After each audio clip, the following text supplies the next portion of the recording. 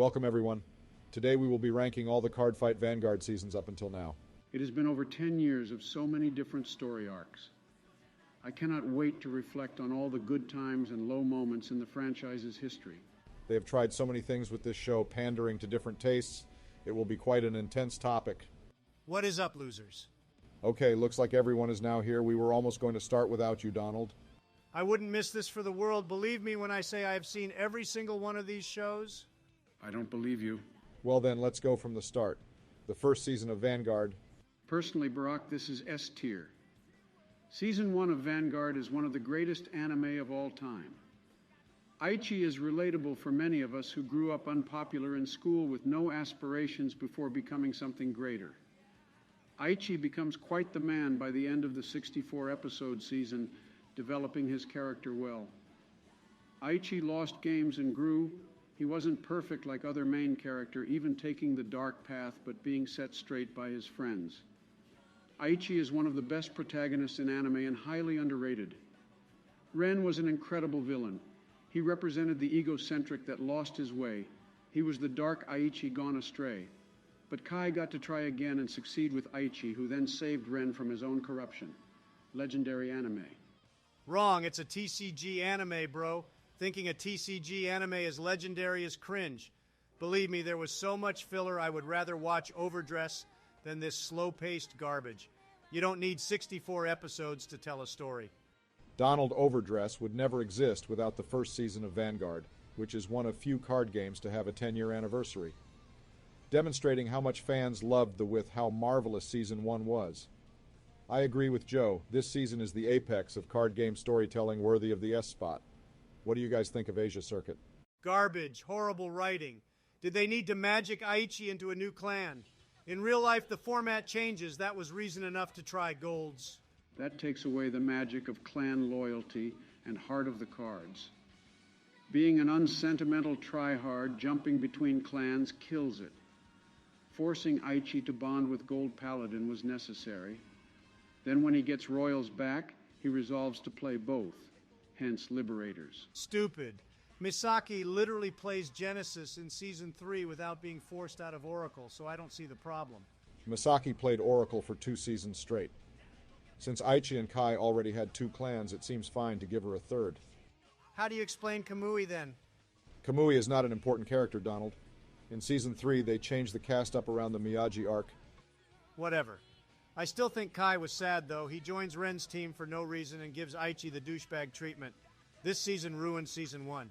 I wouldn't go that far, but I was disappointed with how the season ended. Why did they fight on Cray? And why was Cray so empty? Holy cow. The arc was dragged out, introducing fighters from across Asia who would never appear in the series again. It was hard to care.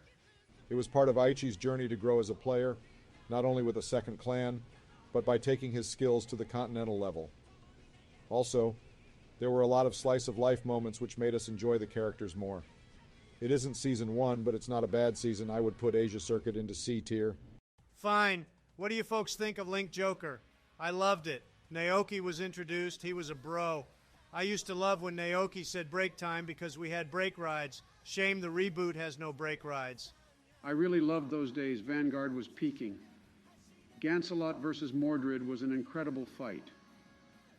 They didn't let Aichi win either, which reinforces why I love Aichi.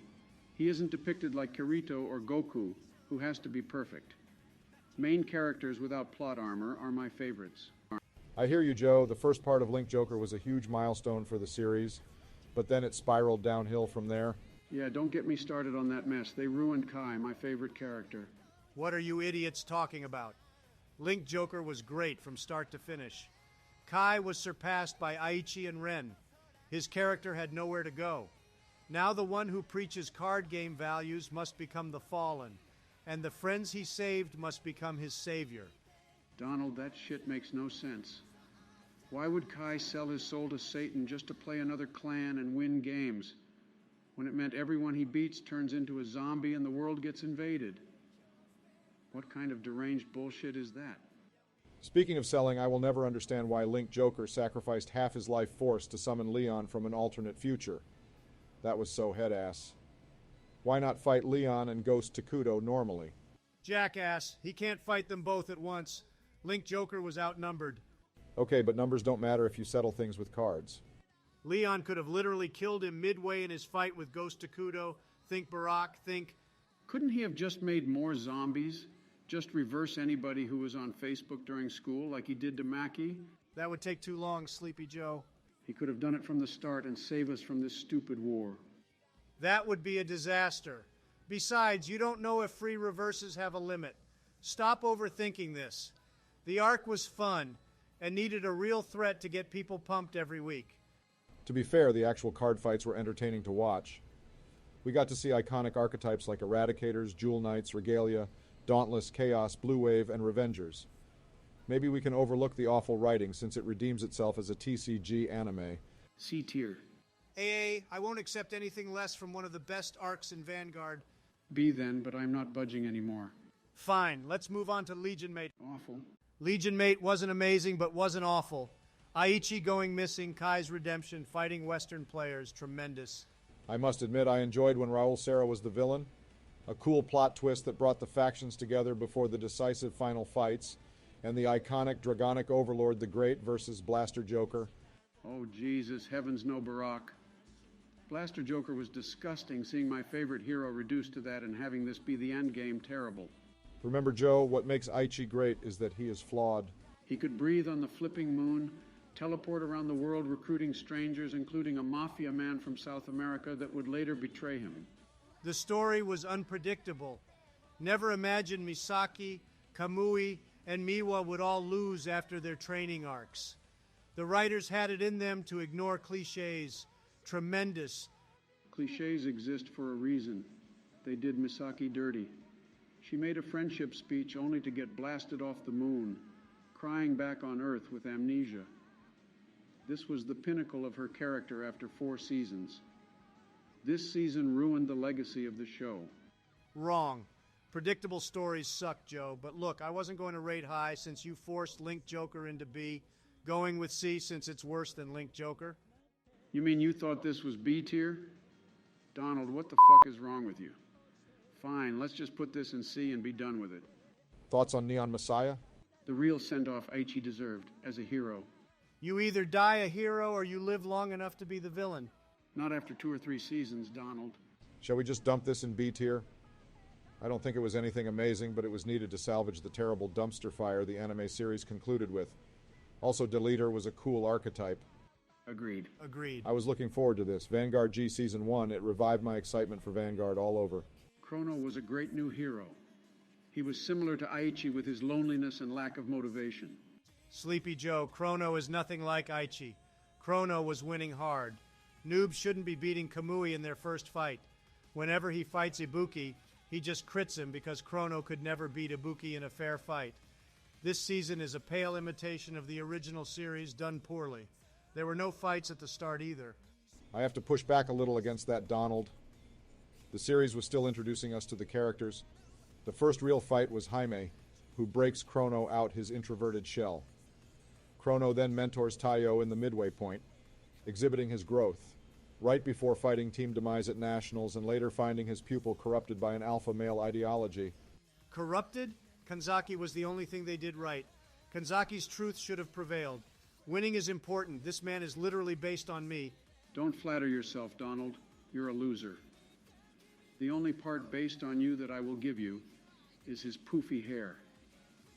Kanzaki was evil, corrupting the youth and taking them away from a balanced, healthy schooling life to become obsessive with winning a card game. Get a life. Why are the Shadow Paladin players always screwed up people? Kanzaki is a great person and should have been the hero. There is nothing wrong with winning. Let's just go with B. All right, B it is. Make no mistake, Link Joker is worse.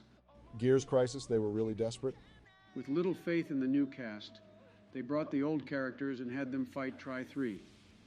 Also in typical Bushiroad fashion, they introduce idols that are important to the story. Weak arc. Sleepy Joe, this season was good. The new cast suck. It can only be saved by Leon, Ren, and Kai. The Ace versus Shion fight was good. Added more depth to Shion, who then finds out Shoma was behind it all. This arc did ruin Kai, who should only lose to Chrono, but instead we saw Chrono versus Kamui again. Chrono beat his ass in episode 1. Get off your rocker, Sleepy Joe. That final fight was the best. Animation, tremendous. Kamui and his Mecha Victor was fire. Then ending with the Ryuzu manhunt. Huge. B tier. Let's go with that. Stride Gate was quite the start. Ryuzu roasted himself. That was a way to get people talking. Leaving the cryptic message so Ibuki and Chrono lose sleep. For a man who claims to hate violence, it's pretty messed up to light yourself on fire in front of a child. It is pretty messed up Ryuzu radicalized minors. Hiroki should be in school. If company were in the U.S., they would be convicted terrorists. Amen to that. Enishi especially, he belongs behind bars after attacking the Dragon Empire branch and brainwashing Luna to summon Chrono Beat Buffalo to punch Ibuki into a wall and hospitalize Mamoru. How did Ibuki even survive that? Ibuki is a black belt in karate. Only way you can take him down is by beating him in a card game. That's how a child mortally wounds him in the finale. As much as I hate Strides, Ryuzu was a good villain. A tier. Definitely a tier. I'm glad we all agree for once. How about next then? Weak. What a boring season. Hold on, there was more to it. Tri-3 got to form new teams and compete. Chrono teaming with Taiyo was golden, then taking Kazuma under his wing. Brought a tear to my eye, proud with how much Chrono has grown. Chrono was okay, but Tokoha was horrible. She went to France, met a guy who died while possessed, dropped school. So sad. Shion is boring also. Forget about them, Donald. Focus on Taiyo and Kazuma. They're the real stars. Also, we did see Aichi return halfway in. Seeing my boy all grown up and hanging with Chrono and Kamui was cool. Let's just settle for B. Okay, B it is. Now let's discuss GZ. Holy shit, so much power creep. Link Joker, Gridora, Rinne, Heritage, and Ange were all bullshit. The reboot they definitely didn't plan for fixed it. Strides ruined the game. Donald, that's a load of bullshit. The format was bad for a long time before that point. All we saw was No Seal, Time Leap, Lured, and Blade Wing. Now we had more diversity. I hear you, but let's focus on the show. It was okay, but the ending weak. Agree. Guys was underwhelming. Why was there a naked child in him? Lured sucks with guys. Why not take over Rin or Sueneto? Their decks are better. I enjoyed parts of it, like saving Noah and the Aichi and Kai team up against Chaos, becoming the final canonical fight of the series. Misaki and Kamui fighting the bugs was probably better than the guy's final boss. I couldn't even focus. Why were all three of them fighting against clones of guys? I think they just stopped caring because the reboot was happening. They secure a compound to hide the Infinity Stones. Oh, sorry, the Zeroth Dragons. Then the guys cult waltzes right in and swoops them. Is it just me, or does Wakamizu now look like Joachim from Shining Resonance? Surprised you noticed that, Donald. Did you see what card was used to beat his ass? Wait, are we all Shining fans here? I have never met any Shining fans before. They were the closest people to me all along. Brother, I am a regalia enjoyer for a reason. I love playing Lupina in my Bermuda deck. You know what? I can't be too hard on this show with the cool fan service moments. Let's just give it B tier. Sure. Now my favorite bit, the reboot. Donald, reboots suck. Let's pretend the card game doesn't exist and discuss the series only. AL4 was a watered-down version of the original series, little Aichi development. It was just okay. The real takeaway knowing about Ren and Kai's traumatic past. I relate to Ren being abused by his father and feeling worthless. Do we count Miyagi and Koshin too? We should.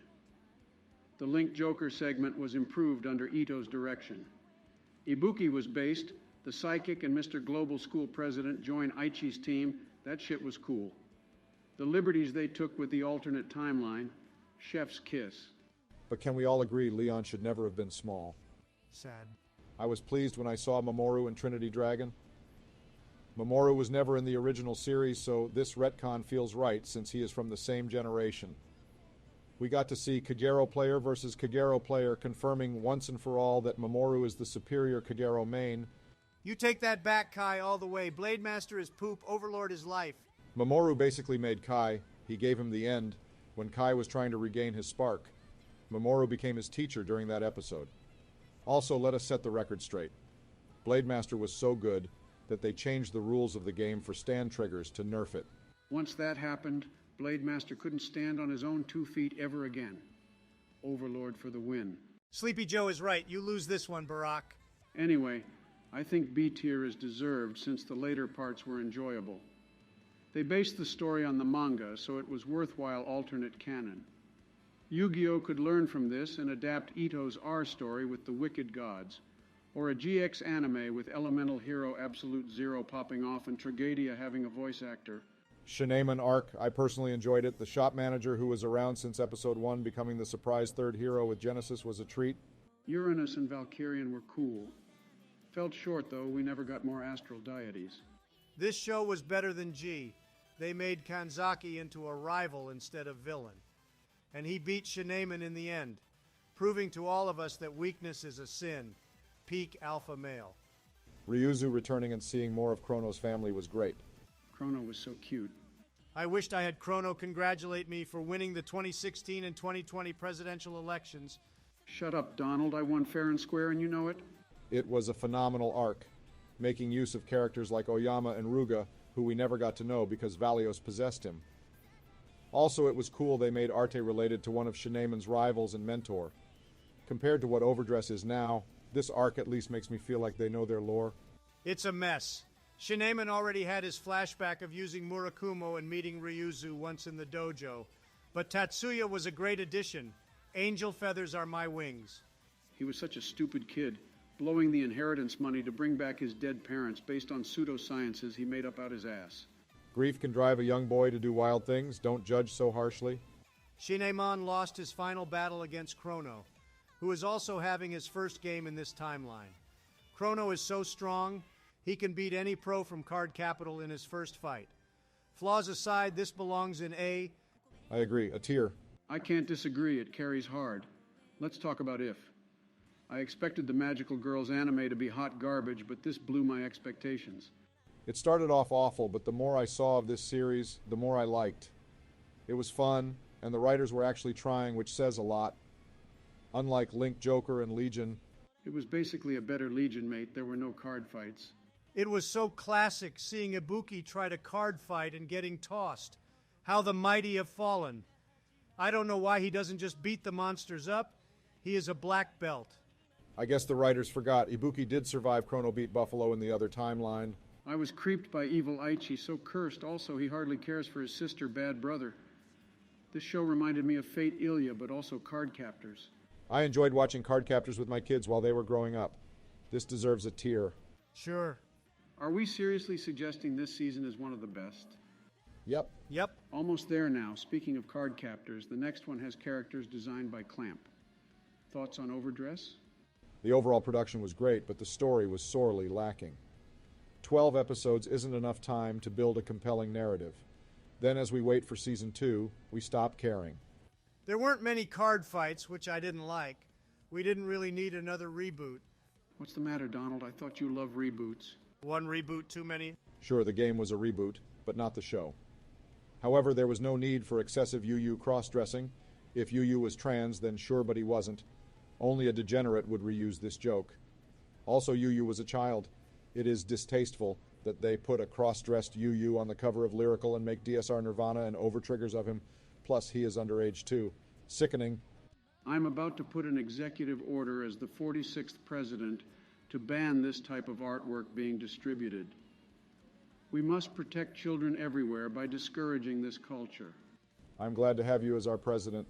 What I don't get is why did the first and final fight not feature Yu during season 1? Yu was meant to grow and follow those two from behind, although he caught up fast. It was hard to tell if Yu was growing with the fast pacing and lack of training. Suddenly he was beating Mireille, who beat her brother. Mireille saved this season. Saved the season? She was so pointless. What did she add to the series? Oh, a blind girl who hears voices and burns flags for no reason. The Danji plot twist, sad, no tension. That's why I don't like the fast pacing and small episode count. It is harder to flesh things out. The trends of modern anime are damaging the quality of storytelling. I say we put this in B tier. The animation and sound deserve recognition. Agree. So what about Will+Dress? Better than Over. There is something to look forward to with the tournament. It delivers quality fights that matter within the small episode count. But it falls off in the second half. Can't figure out why they went to the U.S. Sleepy Joe, they went to America to see what is left of how great it is as you bring ruin. Worlds also happened the same week Yu went to L.A. Tremendous Will+Dress deserves A tier.